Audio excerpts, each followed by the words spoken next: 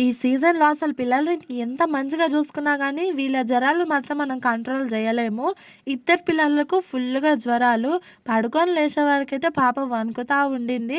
అప్పటికి 1 డే నుంచి నేను సిరప్‌లు వేస్తూనే ఉన్నా కంటిన్యూగా 4 అవర్స్‌కి ఒకసారి గానీ అస్సలు కంట్రోల్ అయితలేదు. అశ్వథామ గాడు 2 సంవత్సరాల నుంచి 11 కిలోలే మెయింటైన్ చేస్తున్నాడు.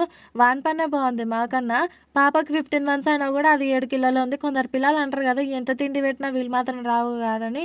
అందులో మా పాప ఒకతి. అస్సలు లావు గాదు. ఫుడ్ మంచిగానే తింటది.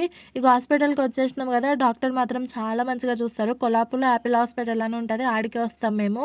ఇంకా డాక్టర్ మొఖం చూసి ఇంటికి పోయేటప్పుడు మొహంలో అయితే కళ ఒక రేంజ్‌లో కళకళలాడిపోయింది.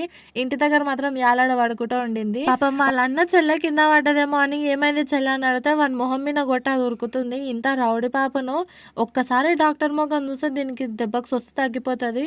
మీ పిల్లలు గూడా ఇంతే అయితే కామెంట్ చేయండి. వీడియో నచ్చితే లైక్ చేసి సబ్స్క్రైబ్.